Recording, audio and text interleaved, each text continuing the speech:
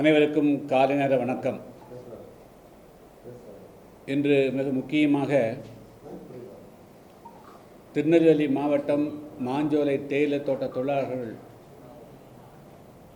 சட்டவிரோதமாக மனிதநேயத்துக்கு விரோதமாக அவர்கள் கட்டாயப்படுத்தி வெளியேற்றுவது குறித்து நடைபெறுகின்ற பத்திரிகையாளர் சந்திப்பு. மாஞ்சோலை தேயிலை தோட்டங்கள் திருநெல்வேலி மாவட்டம் அம்பாசமுத்திரம் தாலுக்காவில்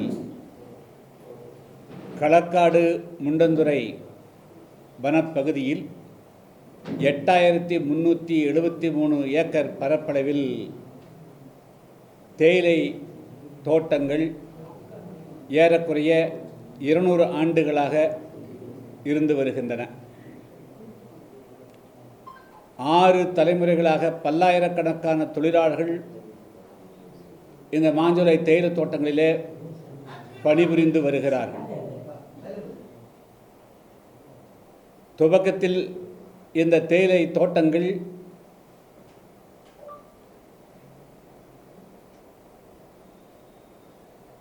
திருவிதாங்கூர் அரசருக்கு சொந்தமாக இருந்து அதன்பின் பிபிடிசி நிர்வாகத்தோடு 99 ஆண்டுகளுக்கு 1927ஆம் ஆண்டு குத்தகைக்கு விடப்பட்டது. சட்டப்படியாக 2028ஆம் ஆண்டு மாஞ்சோலை தேயிலை தோட்டங்களுடைய குத்தகை நிறைவேற உள்ளது. இன்று வரையிலும் 8373 ஏக்கராவிலும்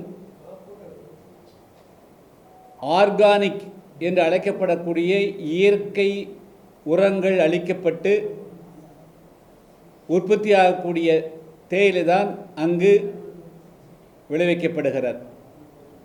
பெரும்பாலும் இவைகள் உள்நாடு மற்றும் வெளிநாடுகளுக்கு ஏற்றுமதி செய்யப்படுகின்றன.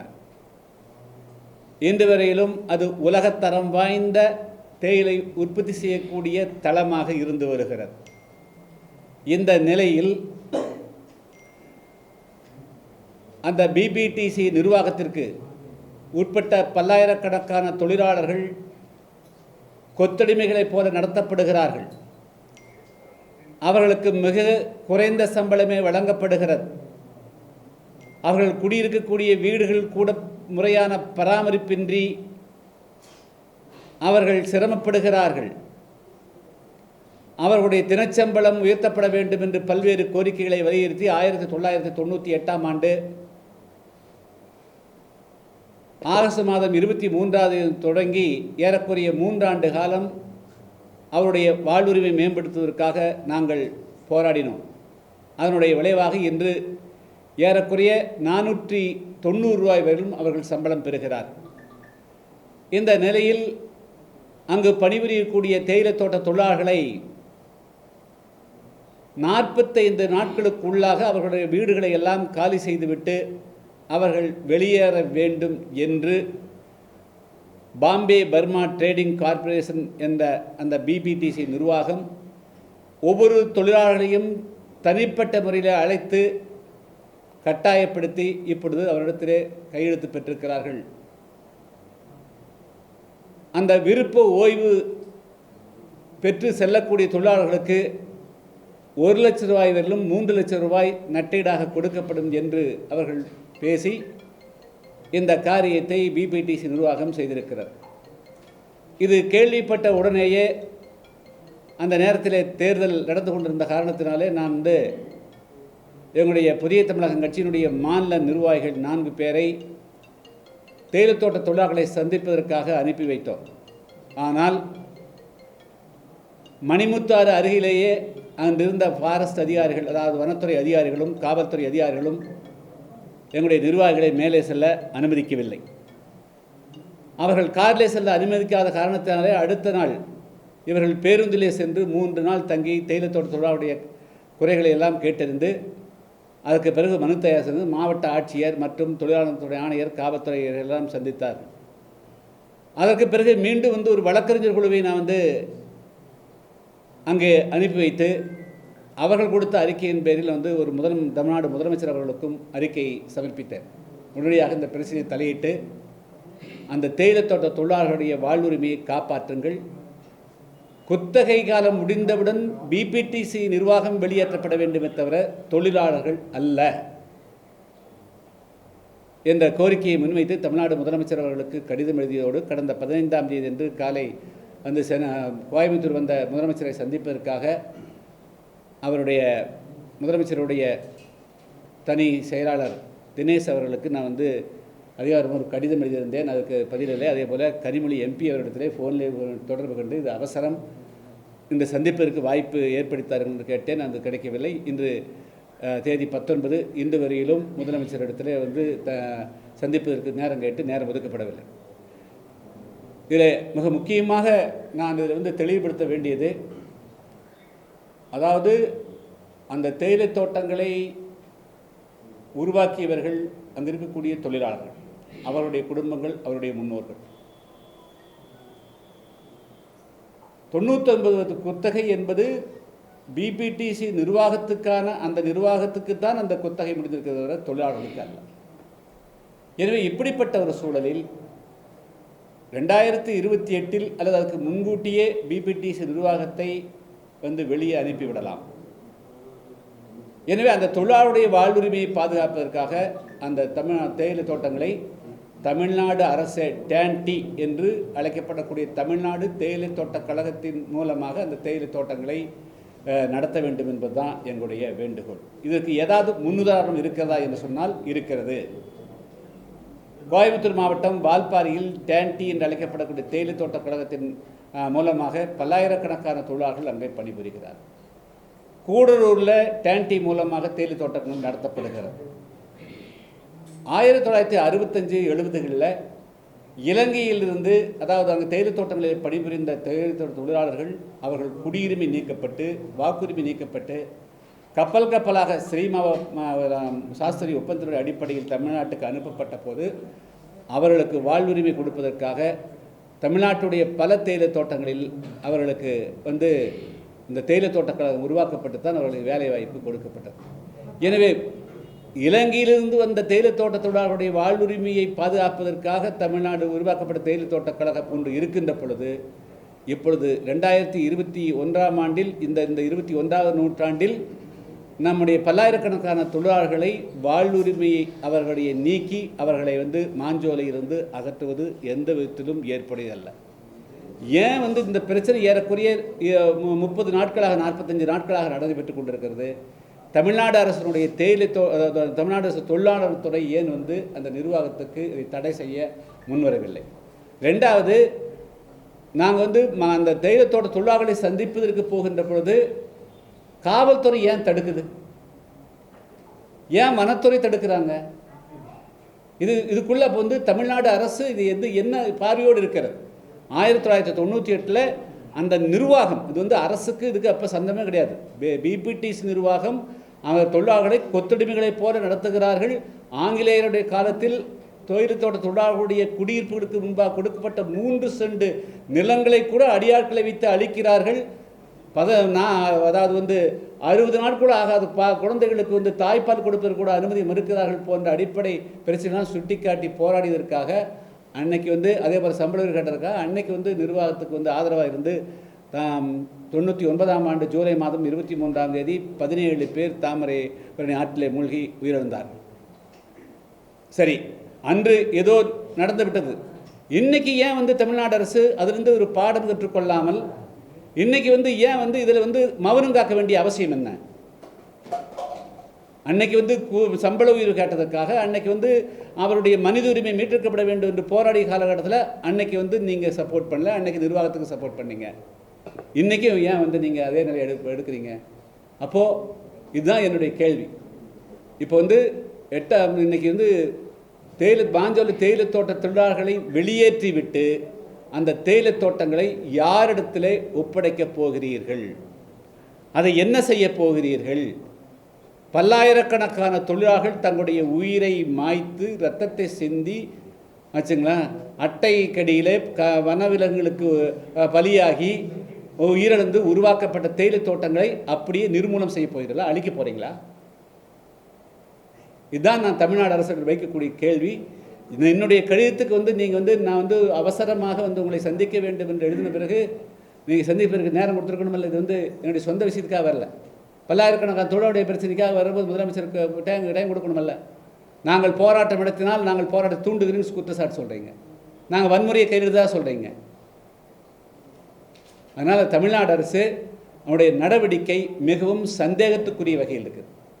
இந்த தேயிலை தோட்ட தொழிலாளர்களை இப்படி கட்டாயப்படுத்தி வற்புறுத்தி கையெழுத்து வாங்கி வெளியேற்றிட்டு அடுத்த நாள் இந்த தேயிலை தோட்டமுடைய கதி என்ன, யார் இடத்துல கொடுக்க போறீங்க? அதுக்கு எங்களுக்கு பதில் வேணும். உச்சநீதிமன்றத்தின் வழிகாட்டல வந்து அந்த தேயிலை தோட்டம் வந்து ரிசர்வ் ஃபாரஸ்டா மாற்றுவதற்கான அறிவுரையை கொடுத்துருக்காங்க. அப்ப அதை அழிச்சிட்டு இன்னும் ரிசர்வ் ஃபாரஸ்ட் அமைக்கணும், அதுதான் சூழலாளருடைய கருத்துன்னு சொல்றாங்க. இல்லை, அதாவது எந்த உச்சநீதிமன்றத்திலும் இருக்கிற தேயிலை தோட்டங்களை அழிக்க வேண்டும் என்ற உத்தரவு கிடையாது. ஏற்கனவே காடுகளுக்குள் தான் தேயிலை இருக்குது. இது வேறு அது வேறு இல்லை. தேயிலையே ஒரு மரம் தானே, தேயிலை ஒரு மரம், அந்த மரம் தான் இருக்கிறது. அதை நீங்கள் எப்படி அழிக்க முடியும்? எந்த சுப்ரீம் கோர்ட்டும் வந்து அதை சொல்லாது. அதனால் வந்து அதை தவறாக புரிந்து கொண்டு தவறாக வந்து பண்ணுறாங்க. இதுக்குள்ளே வேறு ஏதோ உள்நோக்கம் இருக்கிறது. இல்லை யாருக்காவது தனிப்பட்ட முறையில் இருக்கிற முதலாளிகளுக்கோ அல்லது வேறு ஏதாவது இதை தவறாக பயன்படுத்துவதற்கு உள்நோக்கம் இருப்பதாகவே நான் கருத வேண்டியிருக்கிறது. சார், நீங்க தொடர்ந்து சொல்லிட்டே இருக்கீங்க உள்நோக்கம் இருக்கு அப்படின்னு சொல்லிட்டு கோயம்புத்தூர் பேட்டியிலே சொல்லியிருந்தீங்க. இப்போ ஏற்கனவே உச்சநீதிமன்ற தீர்ப்பே இப்படி இருக்கும்போது வேற யாருக்கு இதை கொடுக்க முடியும்? காப்பு காடு அறிவிச்ச இடங்கள்ல இல்லை, காப்பு காடுன்னா என்னங்க? காடு தாங்க, காப்பு காடு காடு ரெண்டு ஒன்று தான். ரிசர்வ் ஃபாரஸ்ட்னா ஃபாரஸ்ட் தான். அது இப்பொழுதும் அது ஃபாரஸ்டாக தான் இருக்குது. இன்னும் சொல்லப்போனால் அந்த காடுகள் முறையாக பாதுகாக்கப்பட வேண்டும் என்று சொன்னால் அங்கே தொழிலாளர்கள் குடியிருந்தால்தான் அந்த பாதுகாப்பாக இருக்கும். தொழிலாளர்கள் குடியிருக்கப்படுகின்ற பொழுது எந்த மரமும் வெட்டுவதற்கு தொழிலாளர்கள் அனுமதிப்பதில்லை, அங்கே தவறு நடப்பதற்கு அனுமதிப்பில்லை. அந்த தொழிலாளர்களே அந்த வனங்களுக்கு பாதுகாப்பாக இருக்கிறார். எங்கே தொழிலாளர்கள் இல்லையோ அங்கே தான் மரங்கள் வெட்டப்படுகிறதே தவிர, அங்கே தான் களவு நடக்கிறதே தவிர, அங்கே தான் மான் வேட்டை நடக்கிறதே தவிர, அங்கே தான் வந்து யானை தந்தங்கள் பறிவு இருக்கிறதே தவிர, தொழிலாளர்கள் குடியிருக்கக்கூடிய இடத்தில் இது போன்ற எந்த விதமான தவறுகள் வன விலங்குகளுக்கோ வனங்களுக்கோ எந்த விதமான பாதிப்பும் கிடையாது. இப்பொழுதும் அது பல்லாயிரக்கணக்கான ஏக்கர் இருக்கக்கூடிய இடத்துல உள்ளதாக இருக்குது. அது தனியாக கிடையாது. உள்ள மரங்கள் வச்சுக்கிறாங்க, வழி வந்து வரப்பில் மரம் வச்சுக்கிறாங்க, காடுகளுக்குள்ள மரங்களுக்குள்ள தான் தேயிலை இருக்குது. தேயிலையே ஒரு மரம் தான், அதை அழித்து இன்னொரு மரம் உருவாக்க முடியாது. அதுவே மரம் தான்.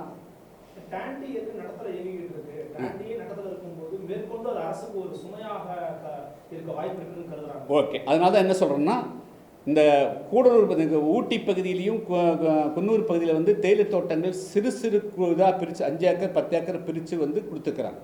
அதே போல் இந்த மாஞ்சோலையை வந்து 8373 ஏக்கரை பல தலைமுறைகளாக யாரெல்லாம் அந்த தேயிலை தோட்டங்களில் பணிபுரிந்தார்களோ அவருடைய குடும்பங்களுக்கு 5 ஏக்கர் 10 ஏக்கர் அவங்களே பண்ணினா கூட அவருடைய படித்த பிள்ளைகளுக்கு அதை பிரித்து கொடுத்து அதை லாபகரமாக நடத்தலாம். நீங்கள் 99 வருஷம் குத்தகை கொடுக்க வேண்டாம், 33 வருஷம் குத்தகை கொடுத்தோன்னா அது ரொம்ப லாபகரமாக பண்ணி கொடுப்பாங்க.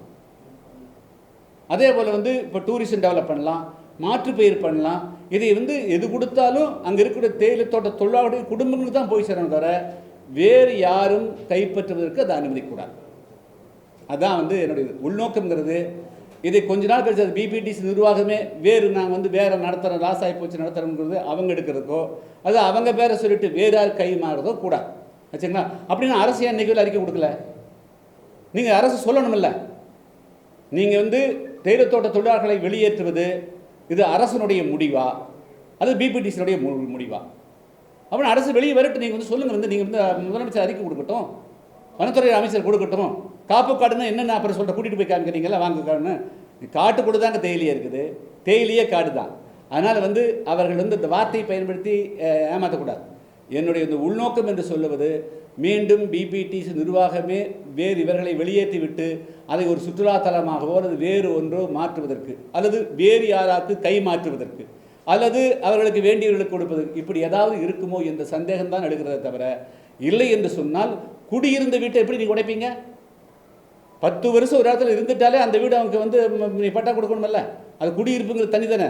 நீங்கள் வந்து ரெவன்யூ டிபார்ட்மெண்ட்டில் ஆய்வு பண்ணியிருப்பீங்கள்ல. ஆனால் வந்து ஒரு குடியிருந்த வீடு ஏறக்குறைய 6 தலைமுறை இருந்த தொழிலாளர்களை எப்படி நீங்கள் வெளியேற்றுவீங்க? வெளியேற்ற முடியுமா? நீங்கள் அவங்களுக்கு மாற்று ஏற்பாடு என்ன? அவங்களுடைய வாழ்வாதாரம் என்ன? இன்றைக்கி தேயிலை மாஞ்சோலை இருக்கிற தேயிலை தொழிலாளர்களுக்கு அவர்கள் அந்த கிளைமேட் இருந்துட்டு அவங்களால் மண் வெட்டி பிடிச்சு அவர்களால் வேலை செய்ய முடியாது, வேறு வேலை தெரியாது. அவர்களுக்கு தெரிந்தெல்லாம் தேயிலை பறிப்பது ஒன்று தான். எனவே அதுதான் இருக்கணும். சப்போஸ் படித்து வந்துட்டாங்க அப்படின்னு சொன்னால் அவங்களுடைய குழந்தைகளுக்கு நீங்கள் அங்கேயே ட்ரெயின் பண்ணி 5 ஏக்கர் கொடுங்க, 10 ஏக்கர் கொடுங்க, காய்கறிகள் விளைவிக்கலாம், பழங்கள் விளைவிக்கலாம், வேறு சுற்றுலாத்தலங்களுக்கு ரிசார்ட் கட்டி கொடுக்கலாம். இதையெல்லாம் தொழிலாளி என்கரேஜ் பண்ணுங்கள். அரசு இது வெளிப்படைத்தன்மையோடு சொல்லணும். அரசனுடைய மௌனம் தான் சந்தேகத்தை கிளப்புது, அவ்வளோதான் சொல்ல முடியும்.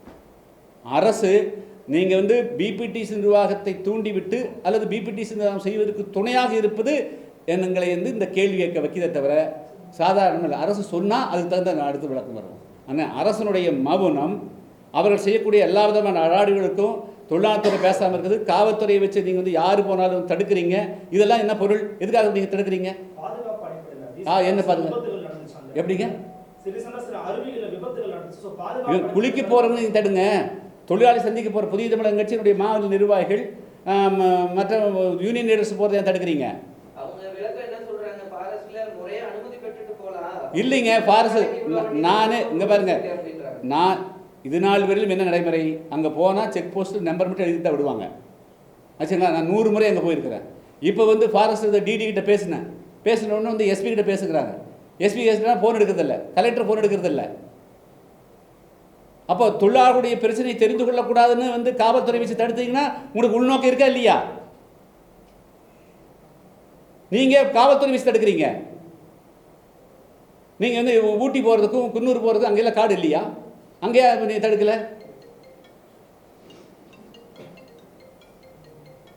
அதனால் எப்படிங்க? இல்லை அப்படி, அதாவது நீங்கள் அவர்களை நாங்கள் காலி பண்ண போகிறோம் 2028 முடியுதுங்க. 2024 ஏன் காலி பண்ணுறீங்க? 4 வருடங்களுக்கு முன்பு காலி பண்ண வேண்டிய அவசியமே வந்தது? 4 வருடங்களுக்கு முன்பு வீட்டை காலி செய்ய வேண்டிய அவசியம் வந்தது? நீங்கள் என்ன செய்யணும்? நீங்கள் அரசுக்கு நீங்கள் எழுதணும், இது மாதிரி எங்களுடைய குத்தகை 2028 முடியுது, இங்கே ஆயிரக்கணக்கான தொழிலாளர்கள் பணிபுரிந்து வருவார்கள், இவர்களை நாங்கள் என்ன செய்யறது நீங்கள் அரசுக்கு எழுதிக்கிறீங்களா? இல்லை அரசு ஏதாவது டைரக்ஷன் கொடுத்துருக்குதா? 4 வருடங்களுக்கு முன்பு நீங்கள் ஏன் அவர்களை காலி பண்ணுறீங்க? அது அந்த ரைட்ஸ் உங்களுக்கு கிடையாது. நீ தான் வெளியேற, நான் வெளியேறாதான் முடிஞ்சு போச்சு. அப்போ நான் இந்த 4 பேரில் வேலை கொடுப்பேன், அதுக்குன்றது நான் வெளியேறேன். வீட்டை காலி செய்யறதுக்கு பிபிடிசி நிர்வாகத்துக்கு என்ன ரைட்ஸ் இருக்குது? அது யாருடைய லேண்டு? இந்த நாட்டுடைய இந்த மக்களுடைய சொத்து. இது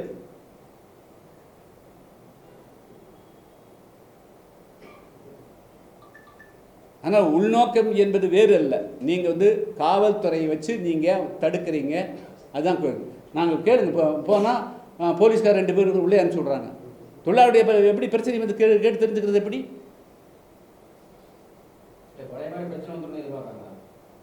பழைய மாதிரி பிரச்சனை வந்துடும்னு எப்படி? பழைய மாதிரி எந்த பிரச்சனை வந்தது? இது நடக்கிறது மலையிலே இல்லை. பழைய பிரச்சனை அவங்க தானே பண்ணாங்க. அந்த மாதிரி பிரச்சனை வராமல் தடுக்க வேண்டியது அவங்களுடைய பொறுப்பு தான் இருக்குது. நீங்கள் பிரச்சனையை தெரிந்து கொள்ளவும் நீங்கள் அனுமதிக்கிறது இல்லை, பிரச்சனைக்கு தீர்வு காண மாட்டீங்க. அப்போ நான் கேட்குற கேள்வி சரியாக தான் இருக்குதா இல்லையா? நான் அந்த இடத்துக்கு போய் அந்த தொழிலாளர்களுடைய பிரச்சனை என்னென்னு தெரிஞ்சுக்கணுமா இல்லையா?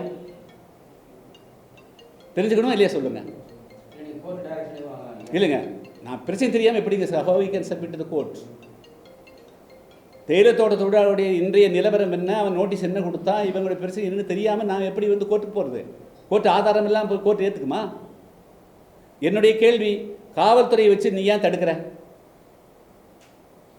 வனத்துறை வச்சு நீ ஏன் தடுக்க? வனத்துறை உள்ளே போகிறதுக்கு நீங்கள் அவங்க குடியிருப்பு தான் நாங்கள் போகிறோம், வேறு எங்கே போகிறோம்? நீங்கள் வேணால் போகிற போது வெஹிக்கிள் செக்அப் பண்ணிக்கலாம், வர்றபோது வேறு ஏதாவது பொருள் கொண்டு போயிட்டு எடுத்து வராங்கன்னா செக்அப் பண்ணலாம். அதுதான் உங்களுக்கு ரைட்ஸ். மற்றபடியே மக்களை சந்திப்பிற்கும் தொழிலாளர் சந்திப்பிற்கும் தடை உண்டா? ஆமாம், நான் கேட்குற கேள்வி ஏன் தடுத்தீங்க தான் கேள்வி. இல்லை, ஏன் தடுக்கிறீங்க? ஏன் இந்த தடை? வனத்துறை தான் பண்ணணும், நீங்கள் ஏன் காவல்துறையிட்ட ஒப்படைக்கிறீங்க? அப்போ நீங்கள் சட்ட ஒன்றுக்கு கிரியேட் பண்ணுறீங்களா? நீங்கள் மீண்டும் போராட தூண்டுறீங்களா?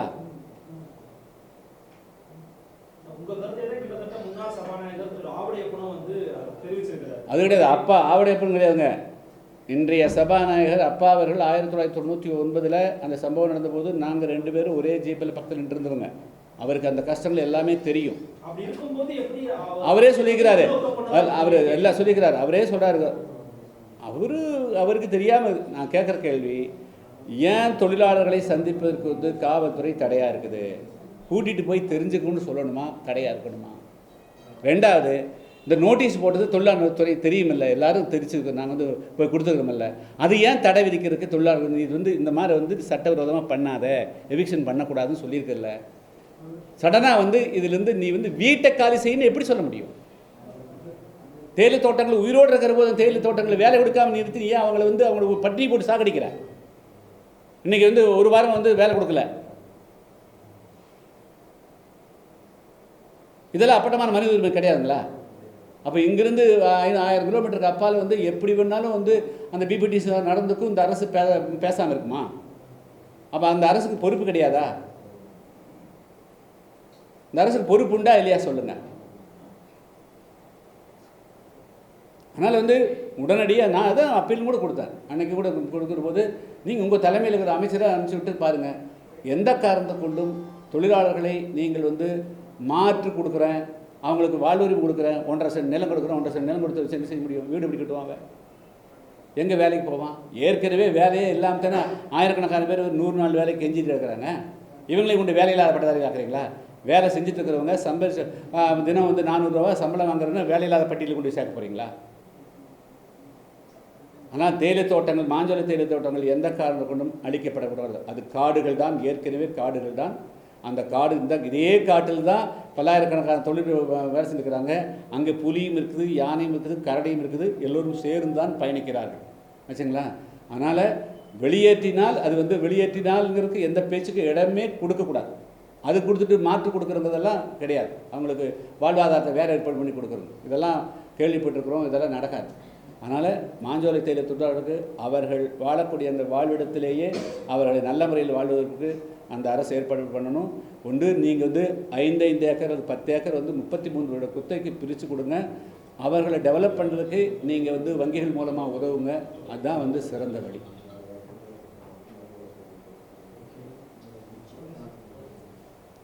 மதுரை ஹைகோர்ட் வந்து மறுவாழ்வு உத்தரவு கொடுக்குற வரைக்கும் வந்து வெளியேற்ற சார் வந்து அந்த வழக்குகள் வந்து அதெல்லாம் வந்து அறகுறையாக வந்து விஷயங்களை தெரியாமல் வந்து பதிவு பண்ணுறதுங்க. மறுவாழ்வுக்காக தேயிலை தோட்ட தொழிலாளர்கள் போராடவில்லை, அவர்கள் வாழ்ந்து கொண்டிருக்கிறார்கள். வாழ்வுரிமை பறிக்காதுங்கிறது தான் முக்கியமானது வச்சுங்களா. மறுவாழ்வுங்க எங்கே கேள்வி வருது? எதுக்காக முதல்ல அவங்க வெளியேற்ற வேண்டிய அவசியமே இல்லையே. அதுதான் அறகுறையாக சில பேர் வந்து தெரியாமல் வந்து ஒரு விளம்பரத்துக்காக சில பேர் வழக்கு பதிவு பண்ணுறாங்க. அது ஒரு கோர்ட்டு ஆர்டர் போட்டிருக்கு. That is not the question. அவர்கள் வந்து மாஞ்சோலை தேயிலை தோட்டங்களிலிருந்து எந்த காரணத்தை கொண்டும் அப்புறப்படுத்தப்படக்கூடாது. மாஞ்சோலை தேயிலை தோட்டங்களை தமிழ்நாடு அரசே நடத்தணும். இதுதான் வந்து 2.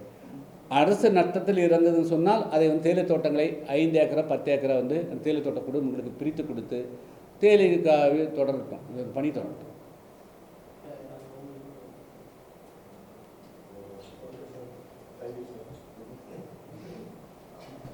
விழுப்புரம் இடைத்தேர்தல் ஒரு நிலைப்பாடு சார் வெரி ஹாட் இஷ்யூ போயிருக்குது. இந்த நாளைக்கு பேசலாம். ஆமாம் இல்லை, அதாவது சில இடங்களில் 5 ஏக்கர் 10 ஏக்கர் அது மாற்று தொழிலும் செய்வதற்கு வழி இருக்குதுன்னு சொல்கிறேன். பல காடுகள் வந்து போடாமல் வச்சுருப்பாங்க, எல்லாமே தேயிலை போடாமல் இருக்குது, அதையும் கொடுக்கலாம். 8373 ஏக்கராவிலையும் தேயிலை இருக்காது. சிலது வந்து இது போட்டு அது பேர் என்ன, ஏலக்காய் போட்டிருப்பாங்க ஆச்சுங்களா. சிலது வந்து மரம் இருக்கும். அதனால் வந்து அதே தோட்டத்தை அவங்க டெவலப் பண்ண கொடுக்கலாம், மாற்று பயிர் வந்து ஏற்பாடு பண்ணிக்கலாம் ஆச்சுங்களா. இதை அழிச்சிட்டு நான் சொல்லலை. 8373 ஏக்கராவும் பயன்பாட்டில் இருக்காது, கொஞ்சம் ஏக்கரா வந்து ஃப்ரீயாக வச்சுருப்பாங்க, அதையும் கொடுக்கலாம். இப்போ என்னென்னா, இப்போ வால்பாறையெல்லாம் என்ன செய்கிறாங்க, இந்த மாதிரி வந்து எடுக்கிறது வந்து 30% நிலத்தை வந்து நீங்கள் டூரிஸ்ட்டு பயன்படுத்தலாங்கிறாங்க ஆச்சுங்களா. அந்த டூரிஸ்ட்டு பயன்படுத்த ரிசார்ட் கட்டுறதுன்னா அதையவே வந்து இவங்க குடும்பத்தில் இருக்கிறவங்க ஏழை எளியவருடைய குடும்பங்கள் பிள்ளைகள் வந்து அவங்க டெவலப் ஆகி வரட்டும் பண்ணுங்க. அதுக்குள்ள ஒரு 5 ஏக்கரா கொடுத்து ஒரு ரிசார்ட் கட்டினா எந்த ஆக போகுது? கொஞ்சம் தானே.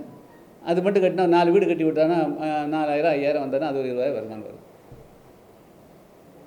இல்லை கிளைமேட் மட்டும் வேற டூரிஸ்ட் ஸ்பாட்டை டெவலப் பண்ணுறது வேற என்ன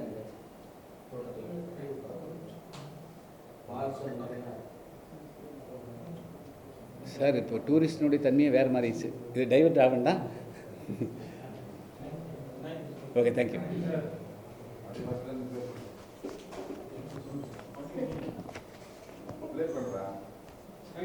ஓகே, தேங்க்யூ.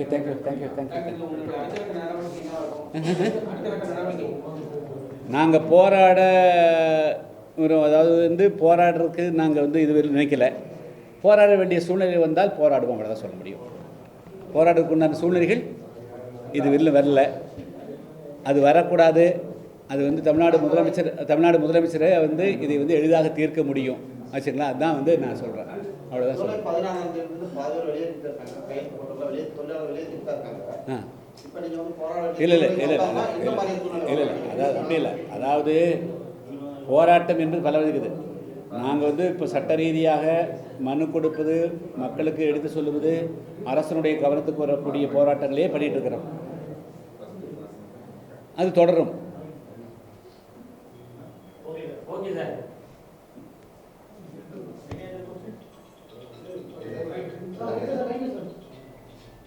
இல்லை, அதாவது இந்த நிமிஷம் வரையிலும் தொழிலாளர்கள் வெளியே போகல. எப்படிங்க? எந்த தொழிலாளர்களும் மாஞ்சோலையை விட்டு வெளியேறவில்லை. அவர்களுக்கு வந்து 25% பணத்தை மட்டும் கொடுத்துட்டு 45 நாளுக்குள்ள வீடை காலி பண்ணணும்னு சொல்லியிருக்கிறாங்க ஆச்சுங்களா. ஆமாம், வெளியேறும். ஸோ அதனால் வந்து இதை வந்து தமிழ்நாடு அரசு இப்பொழுது வந்து தோட்ட தொழிலாளரிடத்தில் வந்து அந்த நிர்வாகம் வந்து தன்னிச்சையாக ஒருதலை பட்சமாக வாங்கியிருக்கக்கூடிய அந்த கையெழுத்தை உடனடியாக ரத்து பண்ணணுங்க.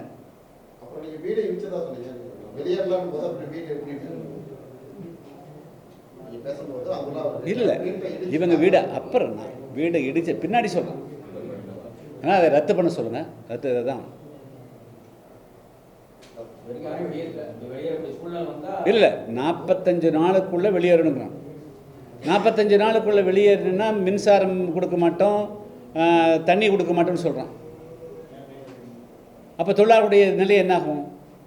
ஆட்டோமேட்டிக்காக அவர்களை வந்து மின்சாரத்தை கட் பண்ணி இருட்டுக்குள்ளே வச்சா தண்ணி கொடுக்கலைன்னா அவர்கள் வெளியேற வேண்டிய நிர்பந்தத்துக்கு ஆளாகிறார்கள்.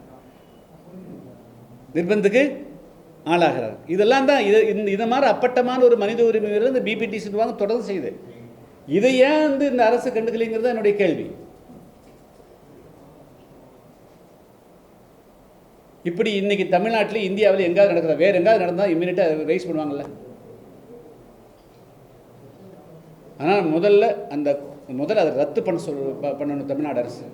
அந்த தேயிலத்தோட்ட பிபிடிசி நிர்வாகத்தின் மூலமாக தேயிலத்தோட்ட தொழிலாளர்களுக்கு கொடுக்கப்பட்டிருக்கக்கூடிய கட்டாய விருப்பு மற்றும் வீட்டை விட்டு காலி செய்ய வேண்டும் என்பது ரெண்டுமே சட்டத்துக்கு புறம்பானது. தேயிலத்தோட்ட தொழிலாளர் 1951ஆம் ஆண்டு விதிகளுக்கு புறம்பானது. அது ரெண்டையும் தமிழ்நாடு அரசு முதலமைச்சருடைய முதலமைச்சருக்கு வந்து நேரடியாக நம்முடைய பார்வையில் ரத்து செஞ்சு அவர்களுக்கு அதாவது வந்து அவர்கள் வந்து தமிழ்நாடு அரசு தேயிலத்தோட்ட கழகமே எடுத்துக்கங்க அல்லது பிரித்து கொடு. ரெண்டு தான் இருக்குது.